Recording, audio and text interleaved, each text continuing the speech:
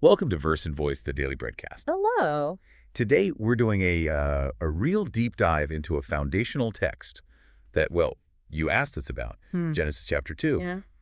You were curious about the details, the intricacies, and so our mission today is really to unpack this single chapter. Right. Not necessarily comparing it constantly, but seeing what it says on its own terms. Exactly. Not just as, an ancient text, but Huh. exploring its specific details and what they might reveal about, well, beginnings. A rich chapter. It really is. We'll be looking closely at how it describes the completion of creation, the initial state of the earth in this particular account, the Garden of Eden, which is fascinating. The specifics there are quite something. Yeah, and Adam's creation and role, the naming of the animals, and then, of course, the creation of Eve, all through the lens of Genesis 2. Sounds good. Focusing like this lets us appreciate the unique texture of this narrative. So get ready for hopefully some intriguing points and maybe a few aha moments as we explore just this chapter together. Let's do it. Okay, so let's unpack this. Genesis 2, verses 1 to 3. It tells us the heavens and earth were completed, finished in all their vast array, is the phrase used. A sense of fullness, completion. Okay. And then it says, by the seventh day, God had finished his work, rested, and made that day holy. Mm-hmm. When we focus just on chapter 2 here, Mm-hmm. what strikes you about this emphasis on completion before the rest? Is it just about, stopping work or... Well, what's really interesting, just looking at this chapter, is how immediately it links that finished creation, that sense of completeness, with introducing rest as something sacred, hallowed. Yeah, hallowed. It suggests rest isn't just like an afterthought or simply stopping. It seems integral to the structure of what's been made. So foundational. Foundational, exactly. It sets up this rhythm right from the get-go in this narrative. Mm-hmm. Completion, then sacred rest. It's Oh. quite profound when you isolate it like this. Okay, now moving just a bit further, verses 4 to 6. Here we get a description of the Earth's initial state that feels maybe a little different depending on what you're expecting. Okay. Well, it explicitly says no shrubs or plants had sprung up yet. And the reasons given are specific. No rain yet, and crucially, no one to work the ground. Ah, right. That detail about needing someone to work the ground. Yeah. Instead, it mentions streams coming up from the earth, watering everything. So when we just focus on chapter 2's account, what might this specific depiction tell us? That's a really key observation, I think. By starting with this picture, a land that needs both water and human cultivation, Genesis 2, on its own, seems to immediately highlight humanity's role. Right, a necessary role for things to flourish. It seems that way in this telling. It's not just about God creating and providing passively, but setting a stage where human participation, human effort, is actually part of the plan for the environment's flourishing. Interesting. So an inherent connection between people and caring for the world right from the start of this narrative. Precisely. It emphasizes that interdependence from the very beginning of the human story, as told here. That connects nicely to the next verse, doesn't it? Genesis 2.7, the formation of Adam. Yes, a very intimate portrayal. It really is. Formed from the dust of the ground and then God breathing the breath of life into his nostrils. It's such a tactile, personal image. It is. Considering just this chapter, what does this specific method of creation seem to emphasize? Well, focusing just on chapter 2, this very hands-on, intimate act of creation really underscores the closeness, doesn't it, between the creator and this first human. Formed from the earth, but animated by the divine. Exactly. It highlights our, earthly origins, the dust, but also that divine spark, the breath of life. And what also stands out here is the focus on the individual. Adam is created alone at this point in the chapter. Okay, so Adam's created, and then right after that, in verses 8 through 14, we get this incredibly detailed description of the Garden of Eden. Yes, the setting is laid out very carefully. Planted in the east, God places Adam there. And the details, trees, pleasing to the eye and good for food. That combination is interesting, beauty and sustenance. Yeah, and then the two specific trees right in the middle. The tree of life and the tree of the knowledge of good and evil. Central and significant. And the river, flowing out of Eden, dividing into four headwaters, the Kishon, Gihon, Tigris, Euphrates.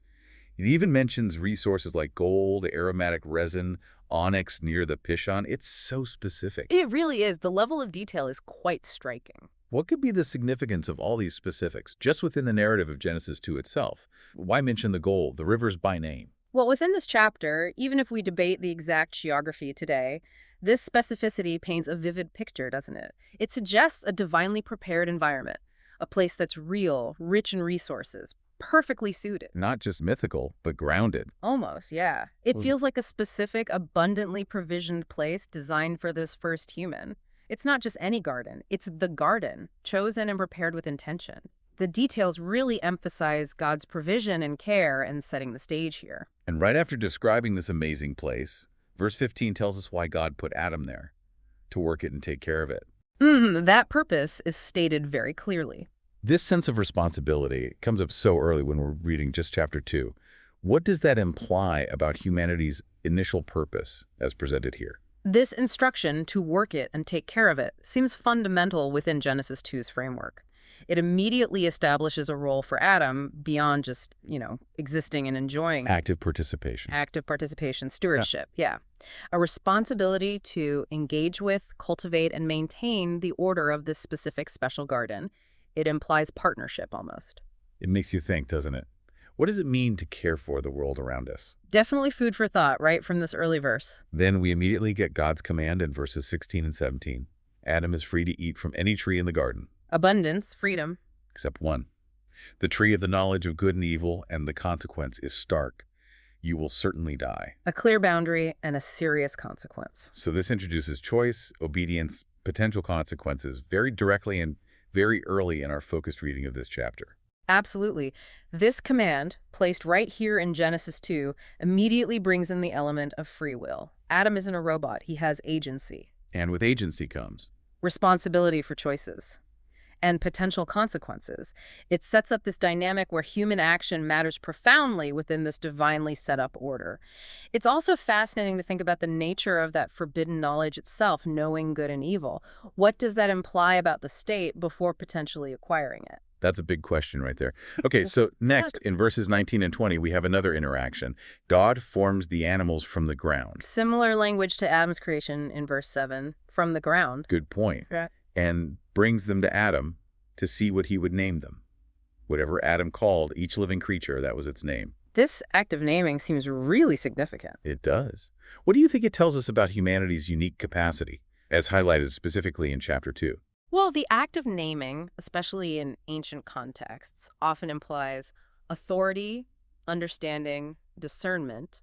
So within Genesis 2, this shows Adam's intellectual capacity, maybe his ability to perceive the nature of the creatures, to categorize, to relate to them in a unique way. Dominion through understanding, perhaps? Something like that, yeah. It underscores a capacity unique to humanity within this created order. But then there's that interesting follow-up. Right. After all this naming, the text notes. But for Adam, no suitable helper was found. Despite this connection and understanding of the animal kingdom, something essential was missing for him.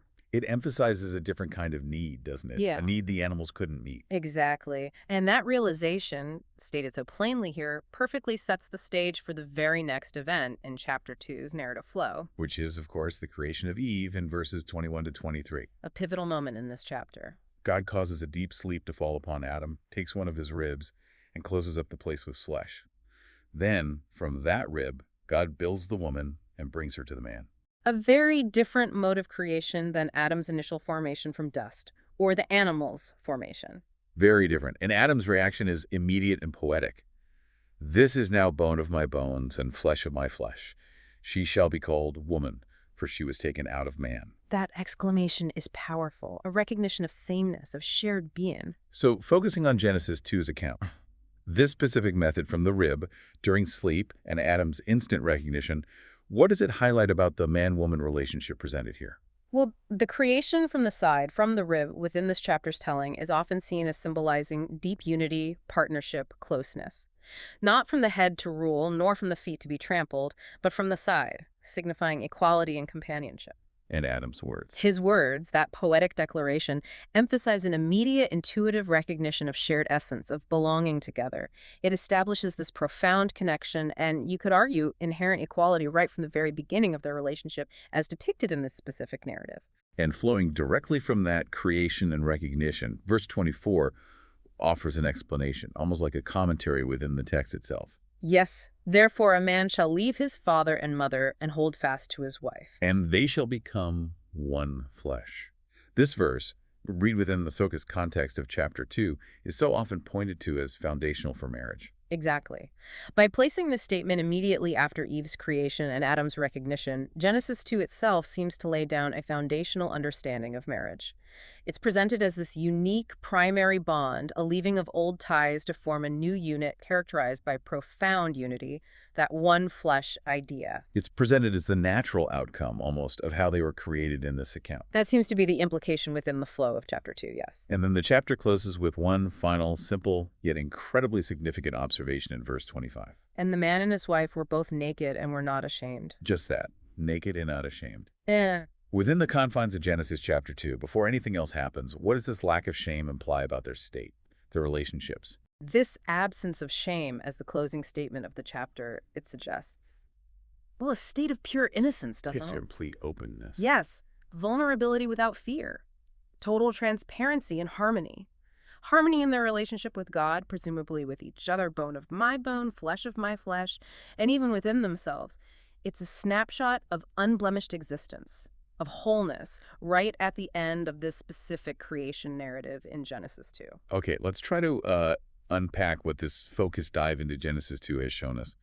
Reading it this way, on its own, we see this narrative emphasizing humanity's, well, intimate creation, a role as stewards in a prepared garden. Right, the importance of sacred rest tied to completion, the introduction of choice and consequence. The unique human capacity for understanding and naming, the profound connection and unity in the creation of woman and the foundation of marriage. And ending with that state of innocent harmony, that lack of shame. It's striking how much is packed into just this one chapter, even without immediately bringing in comparisons.